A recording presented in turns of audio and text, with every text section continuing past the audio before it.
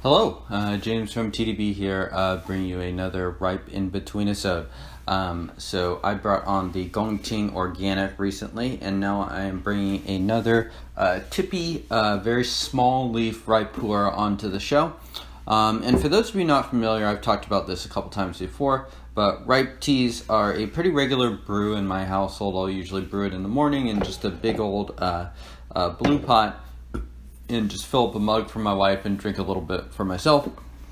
And then I'll sort of drink that same tea throughout the day. And it's, for me, they tend to be a little bit less of a focused brew and more casual, which is both good and bad. And a lot of times, for me also, what I end up buying and what I end up targeting reflects that. So I'm not buying the most high end of ripe teas. I drink a lot of dye teas. I drink a lot of Yunnan sourcing label ripes, both of which I consider to be quite good quality and perfect for what I do. So today it's a 250 gram cake, the Gongting Golden Needle, I think it's Gongting, Jingmai from Yunnan sourcing.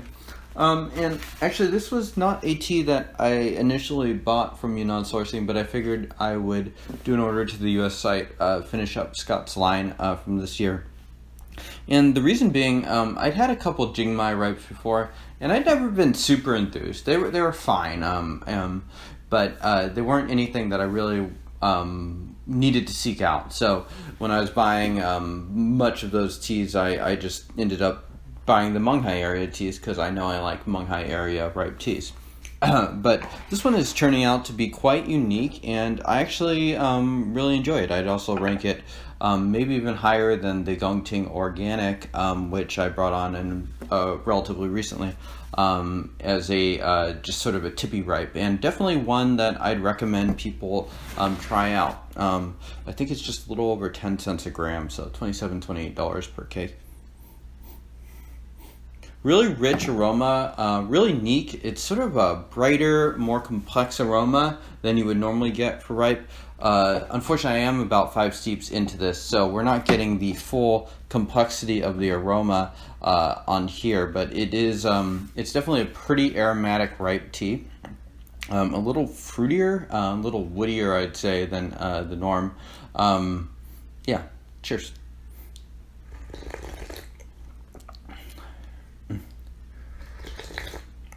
So it's just much brighter, kind of has like this interesting berry sweetness, very approachable, very, very rich, I'd say.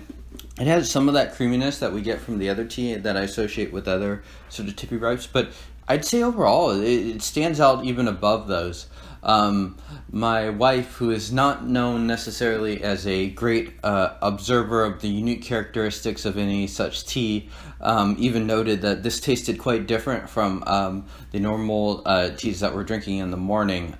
So I think that says something. Just knowing my wife and knowing that she usually will just drink the tea, make no comment whatsoever, and move on. But she has noticed the few times that I have served this tea. So it gets plus remarks in terms of that.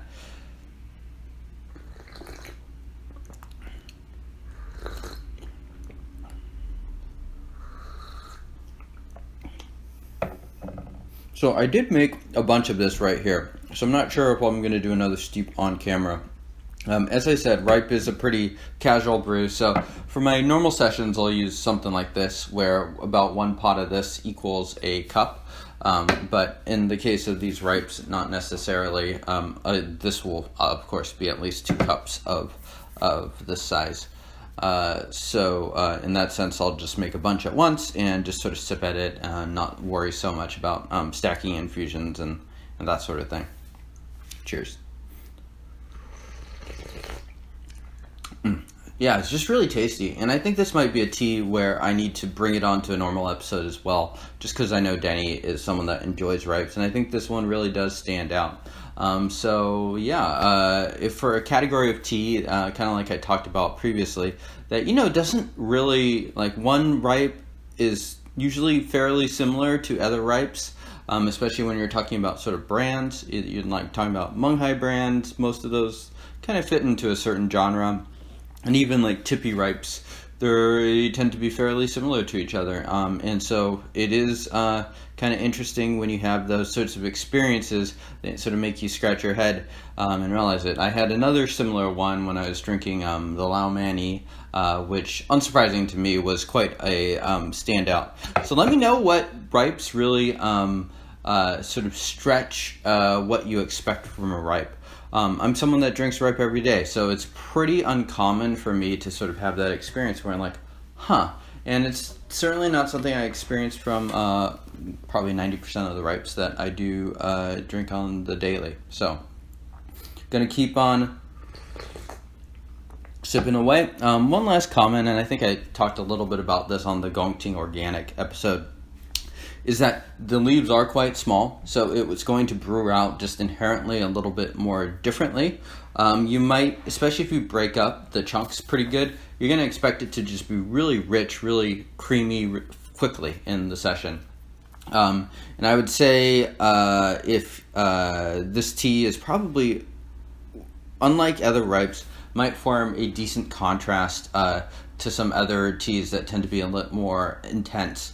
So normally I don't know if I love the idea of doing ripe after a session of really strong teas. I mean, it could be a nice sort of like cleanser at the end, but it's unlikely that it's going to stand out. I think this tea may actually have a chance of, showing its true colors in a session such as that. So yeah, I think this tea gets my wholehearted recommendation. Going to give it a 6.6 rating, so that's just a little bit above that. Definitely one of the better ripes I've tried this year. I think for me, still my favorite is the Bawang, which sort of just strikes the right chords for me, but this is absolutely towards the top and something I would recommend people checking out for sure. It's complex, a bunch of different flavors going on, rich, and just overall pretty interesting to have. So thank you, Scott, for producing this tea. Check out his tea at yunnansourcing.com as well as .us, and I will see you all soon. Cheers.